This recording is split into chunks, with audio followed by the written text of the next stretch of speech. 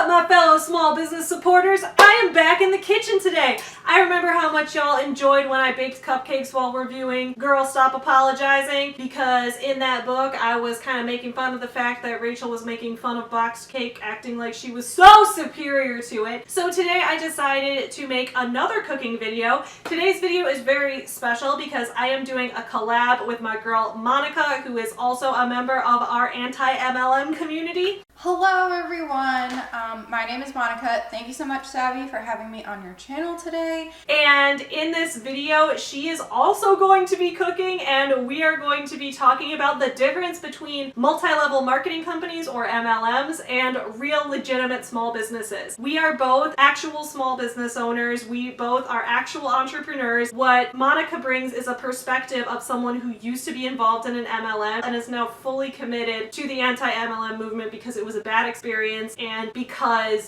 she is, intent on spreading that message and helping educate people about why they should not get involved in multi-level marketing companies. So I am very excited to interview her today. So we are both going to be interviewing each other on her channel, which I will link in the description below. There is going to be her interviewing me, so you'll hear my answers to her questions, and here I will be asking her some questions about her MLM experience and what the small business world is like. I'm super excited about this collab because if you guys don't know me, I am incredibly anti-MLM.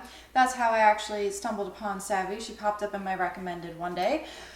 So I'm going to be cooking a super easy chicken pot pie today, like real easy, and I'm going to be answering some of Savvy's questions. Now, Savvy, why are you guys going to be cooking in this video if it's about anti-MLM? Well, here's why. So when Monica watched my video about Girl Stop Apologizing and about how Rachel was making fun of the boxed cake and all of that, she had this idea that she was like, what if we both made recipes that we ate when we were poor? Like, what if we made our favorite poor people recipes? So we both lived in low-income families in the 90s. We're both of Polish American descent, so we have a lot in common. And I was like, you know what? That's a great idea. I'll make one of my favorite recipes from being poor in the 90s. And it's just kind of like, hey, yeah, we like boxed cake. We like some of this kind of food that isn't so fancy like Rachel wants to eat, but that is okay because cheap food can still be delicious. I am going to be making one of my favorite recipes while I interview Monica, and also on her channel while I answer her questions. And for me, that is going to be cream of wheat with M&Ms in it.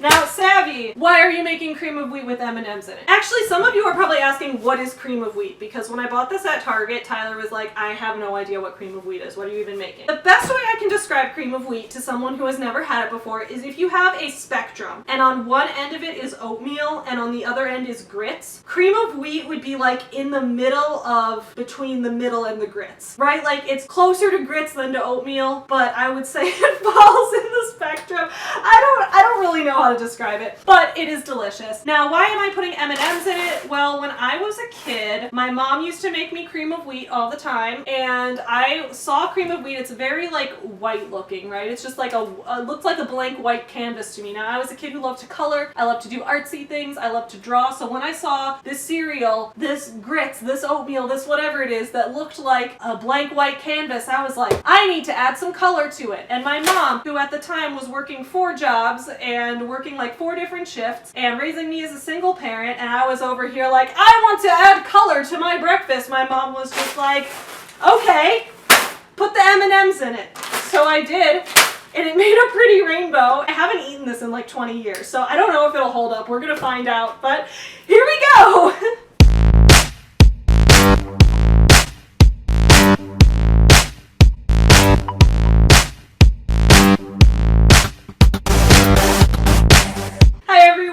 If you're new here, welcome to my channel. Please don't forget to subscribe. Multiple times a week, I put out new videos about books, writing, and small business owner life. Small business owner life includes the anti-MLM or anti-pyramid scheme multi-level marketing movement, because those companies are hurting and undermining legitimate small businesses. Now, today I am here with Monica. I have 5 questions I'm going to ask her that she's going to answer while we make our foods together. All right, before we get started on that, let's read the directions here. Oh, they have stir-in ideas. Grandma's Kellogg's Original Standard Molasses. Maple syrup, fruit, not M&Ms. I'm an innovator. All right, so I'm gonna need to bring some water to a boil. How much water? 1 1/4 cup. No, I'm making 4. I'm making the whole thing. How many servings are in here? 24? Oh, I want to make the whole fucking box. Okay, so if there's 24 servings in here, then I want to use 24 cups of water. Will that fit in here? Probably not. I don't know. We'll find out.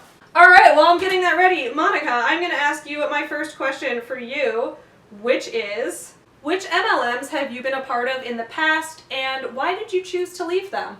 So I have been part of Beachbody and Mary Kay many, many years ago. I was that obnoxious person. Well, actually, I wasn't really obnoxious. I was more so just trying to make it like a side hustle and trying to make some extra money because I went to college and had a ton of student loan debt that I wanted to somehow pay off, and that's how my Mary Kay upline actually got me to sign up, because she said, oh, you're going to have financial freedom and you're going to be able to pay off your student loans and yada, yada, yada. Kicker is she told me to sign up and purchase the largest starter pack under a Mary Kay credit card. So that snowballed my debt even more because I never sold anything. Then moving on to Beachbody, I honestly, at one point, and I talked about this on my channel once about, because, okay, so some people might take this as a little offensive, but me personally, physically, I cannot be over a certain weight because I have a chronic knee condition and it hurts. So I had gotten a lot bigger than I am right now. A lot bigger.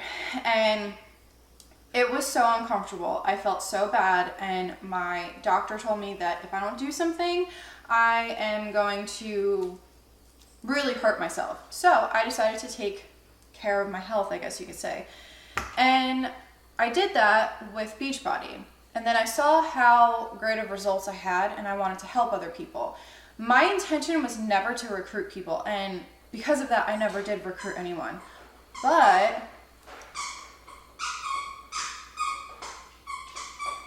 Lily. But I quickly noticed that that was going to be the only way that I made money was if I recruited people, because I was not making any money from just selling the products. Well, I decided to leave Beachbody because I wasn't making money and I was basically working for free. Even though I did want to help people, that was why I started. I left because I was not making any money. I would make the occasional couple of bucks here and there, but let's be honest here, I was spending so much time and not getting anything from it. And the problem was that I already had something on the side too, while also working full time. And my priorities were like completely out of whack. Ever since then, the rise of the hey hun message, like the typical ones that slide into your DMs and stuff like that, with my dogs are just interrupting everything. I'm so sorry to Savvy's audience, but if you guys hear any crazy things, those are my dogs. But with the rise of the hey hun message that just slides into your DM, I just started getting so frustrated with all of these messages that I eventually just decided I can't do this anymore. So I wrote a whole entire post about it on my blog, and then I wrote a whole big post about it on my Facebook, hoping that it would stop. It never stopped.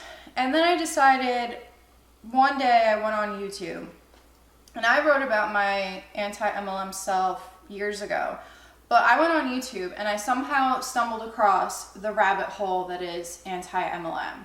And that's when I decided, holy shit, I really want to just tell my story. And I told my story, and my intentions were just to come back onto YouTube, tell my story once, and then disappear again off of YouTube.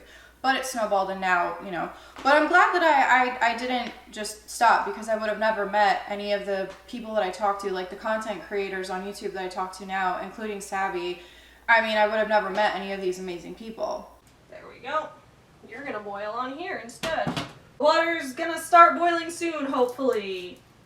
everything's gonna be good. Monica, my second question for you is, what inspired you to try the path to legitimate entrepreneurship instead of an MLM? It was more so an idea. I always wanted to have my own business, and that comes from, sorry for the noise, that comes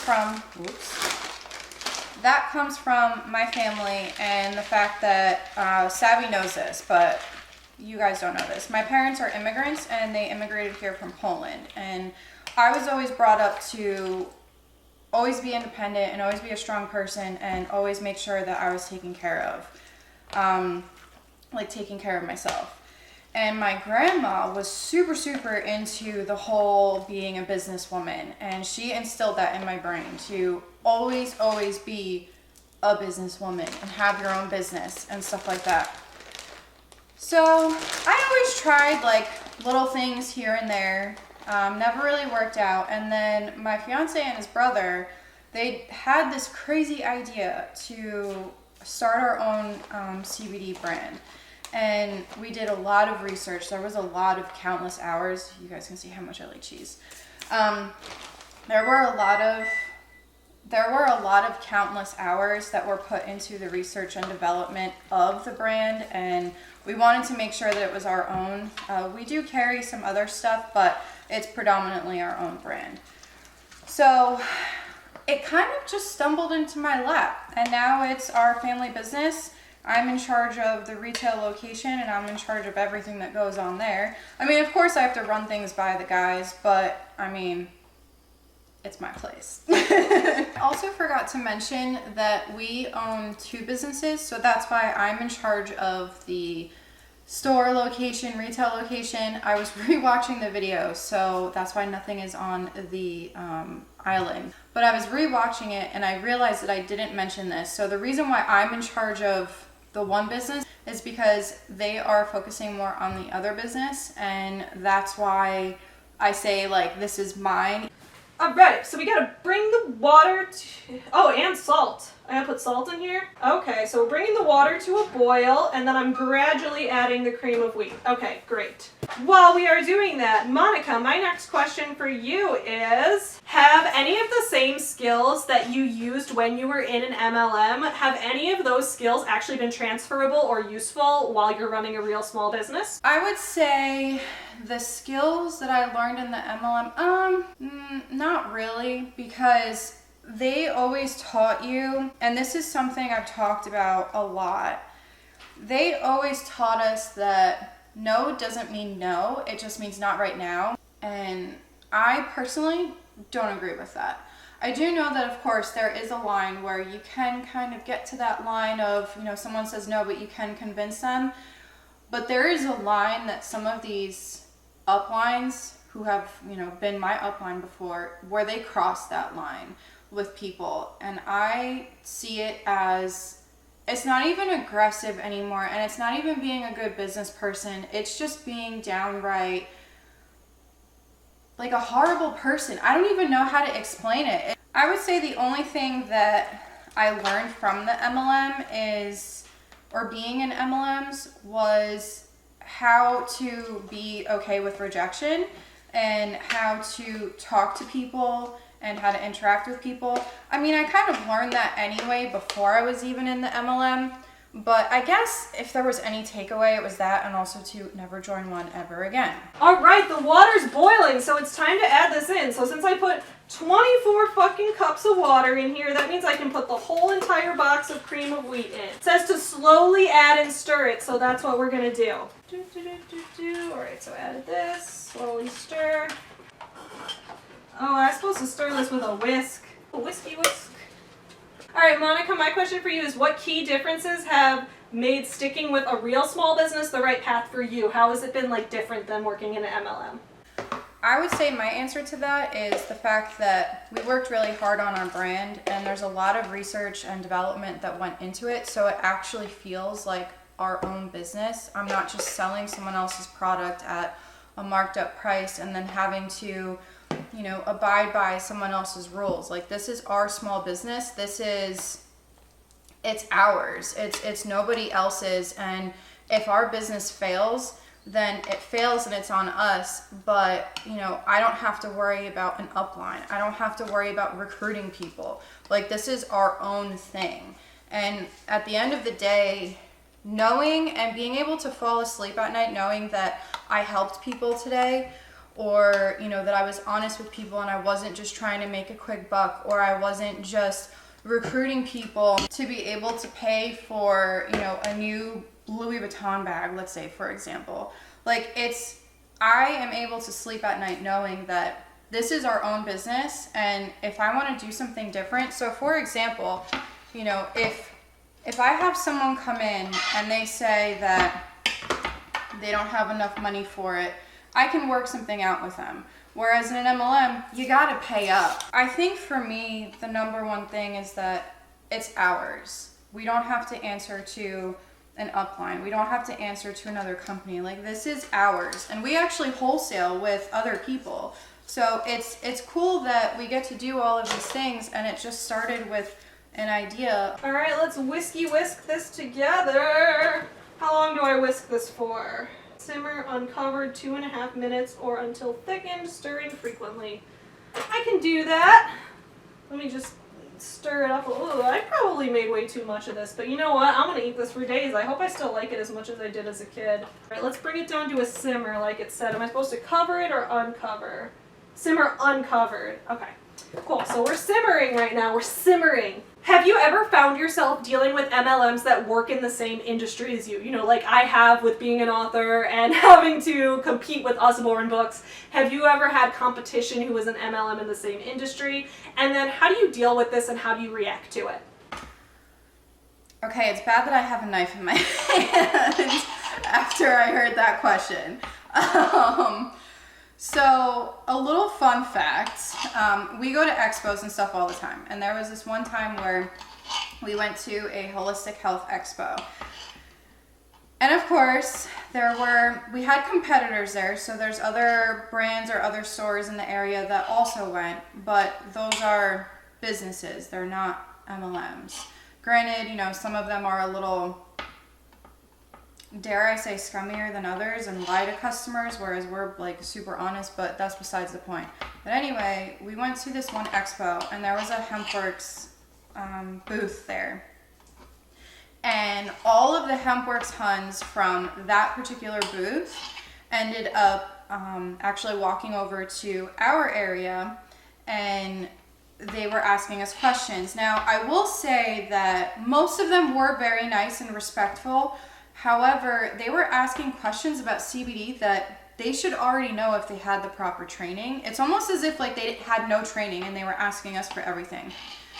Well, there was an instance where one of the HempWorks Huns, I guess she was one of the uplines because she was super aggressive, comes up to us, and it's me and my fiance, because I don't remember where his brother was at this time, but it was me and my fiance at the booth, and she comes up and starts asking us questions about our product. Well, do you have this kind of product? Do you have that kind of product? And of course, like, not everything's going to be the same. Plus, this is our own brand. It costs, if anyone out there has a small business, you know how much it costs to make a completely new product.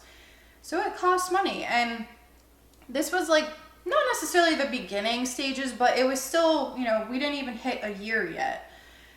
And so then she had the audacity, I love using that word, but she had the audacity to ask my fiance if, with an attitude, by the way, this was all with an attitude. This was not even being nice, nothing like that, not even being civil. It was just with a complete and total attitude. If you've ever seen the stereotypical Italian from New Jersey, that was my fiance in that moment. And he decided to respond back to her, and because she was like, well, do you have this kind of warranty on your products? So my fiance, with his super heavy New Jersey accent, responds back to her and says, no, because we don't need that, because we don't have crappy product, and we don't lie to our customers and just sell stuff to them to make a sale. Of course, it was, I I made it a little nicer of a version than what he actually sounded like. But because you're insulting an actual small business owner and you're insulting like our hard work. You put no hard work into that. You know what I mean? Like she put no hard work into that. She bought a starter pack and she automatically says she's a business owner. So that was our little run-in. And then we had a girl who she actually, she came up to us, to our booth, and started asking us questions about CBD. And she was also working at the particular show that we were at. And it was the end of the night, so we were all packing up and everything. And we told her, hey, if you have any further questions, you know, if you want, please by all means come stop by the store. We'll always be happy to chat with you. She ended up coming into the store and talking to us and proceeded to tell me that this HempWorks hun, same one that came up to our booth, because I asked her to describe the person and she told me, well, she was trying to recruit me. Now this girl looked like she was really young. Like she must have been in, I don't even know, but she looked really young. And she was like, this woman was so aggressive and so badly wanted me to join her team. And I was like, don't do it. It's an MLM. And she was like, what's an MLM? And so I had to explain the whole thing to her. And I explained to her, like, when it comes to this particular industry, you need to do your research. There's a lot of garbage product out there. And I was like, so let me sit down with you and give you the information you need. And she was like, this person told me none of that. And we've also had, because with the industry that we're in, it's also, there's a lot of alternative medicine, holistic vibes to it, I guess you can say. So we have had Young Living Huns come into the store and try to talk to me about it. Of course, they were respectful, but I told them, no, we don't carry that. And one person actually asked me, and I was like, we don't carry MLM products here, like at all. I guess to fully answer your question, I deal with a lot of them, and I honestly, it frustrates me, but the greatest way to shut them down is with education, especially the HempWorks people or anyone selling CBD in general, because like MLM wise, I mean, also without an MLM, some people aren't as well educated as they should be, but just judging by what those HempWorks Huns told me or asked me at that one expo, it just showed you that these people have no training. They have no idea what they're talking about. The things that they were asking me are basic things that you can easily look up by yourself. I mean, we did a lot of research and we have a lot of education on the industry as a whole. But I feel as though that's why MLMs bother me so much, because anyone can sign up willy-nilly. And it doesn't matter. It doesn't matter what your experience is, what your background is. And I think that there should be a point in time where it should matter what your experience is and what you're capable of being trained to do. But if you either one, don't have that sales attitude, I guess you can say, and you don't have a passion for what you're selling, it's going to be hard for you, especially in an MLM, because there's no way that you can change what you're selling. You have to sell what the company tells you to sell. I hope that answered your questions. I like to go off on tangents and ramble a lot, so I'm really sorry. But so I just wanted to say thank you so much, Savvy, for having me on your channel. It was a pleasure, and I always love meeting and collaborating with new content creators. And thank you for giving me a voice on your platform.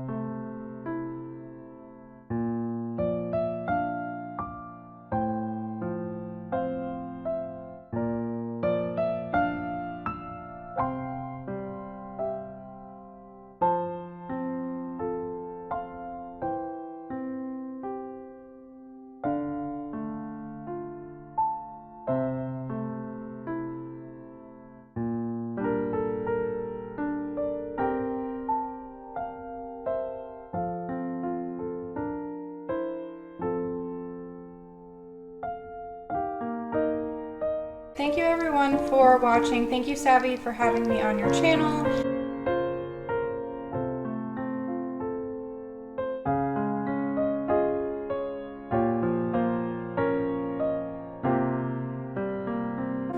It's good. It's still good, friends. It's still good. Thank you guys so much for watching this video. Don't forget to let me know what you thought of it in the comments below.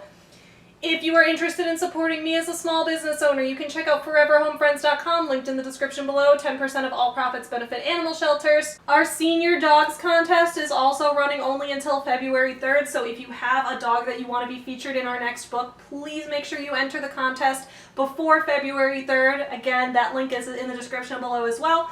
If you're interested in me as an author, you can also check out my novels Sculpt Yourself and my YA novel Beauty King, linked in the description below. My newest young adult novel, One Final Vinyl, is going to be coming out this May, and I am so excited. You can also check out my Patreon. Thank you so much to my patrons who have supported me on this channel. You can check out my Patreon in the description below.